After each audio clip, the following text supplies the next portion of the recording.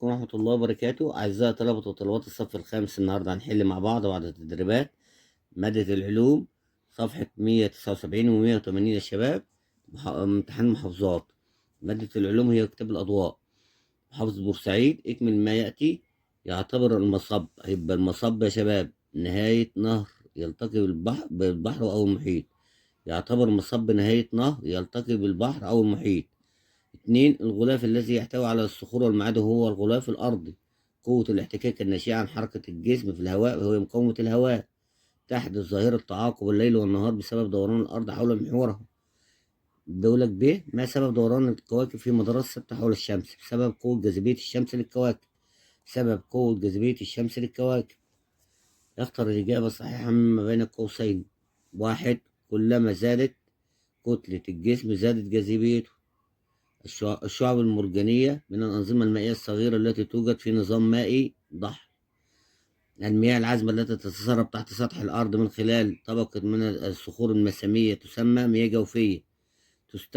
تم استخدام الساعة الشمسية قديما لمعرفة الوقت بناء على تغيير موقع سقوط الظل أثناء النهار.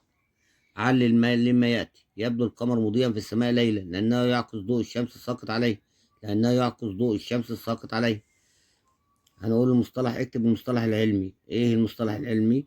واحد، كبرى تتميز بكساء خضري وتربة ومناخ وحياة برية. المنطقة الإحيائية، مجموعة من النجوم تكون معا شكل معين في السماء. التجمع النجمي، خط افتراضي يمر عبر الأرض من القطب الشمالي إلى القطب الجنوبي. محور الأرض، منطقة منخفضة تتجمع فيها المياه من مصادر مختلفة وتتجه في اتجاه واحد. مستجمعات مائية. انفجار الغازات المكونة النجوم ينتج طاقة حرارية وضوئية تسبب لمعانها. اذكر الغازات المسببة لذلك. غاز الهيدروجين والهيليوم. كده يا شباب حلينا 179.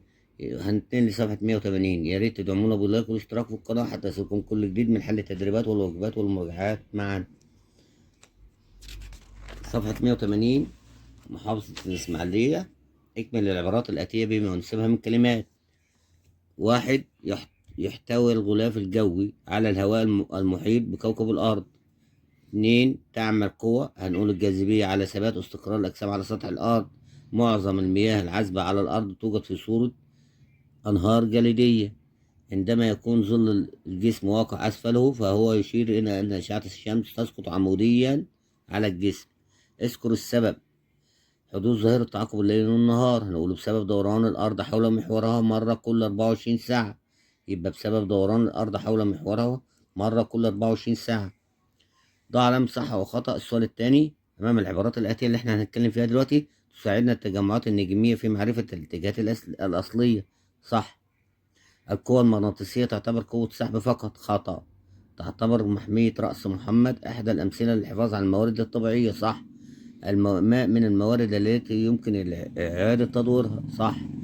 ماذا يحدث إذا زادت كتلة جسم الماء بالنسبة لقوة جاذبيته؟ تزداد قوة جاذبيته. تخير الإجابة الصحيحة مما بين القوسين. نختار ما بين القواس يا شباب. تؤثر جاذبية، نقول القامة في حركة المد والجزر في المياه. تعيش أنواع من الديدان في مياه البرك الراكدة. تحتوي المصب على خليط من الماء العذب والمالح. 4، قوة الاحتكاك تنشأ بين سطحين متلامسين وتبدأ من سرعة الأجسام. اكتب ما تشير إليه العبارة. غلاف يحتوي على الصخور والمعادن والتضاريس، أيوة الغلاف الأرضي. كده يا شباب وصلنا لنهاية الفيديو. حلينا صفحة 179 و 180 معا. يا ريت تدعمونا باللايك والاشتراك في القناة حتى يصلكم كل جديد. وأقول لكم بالتوفيق، مع السلامة إن شاء الله.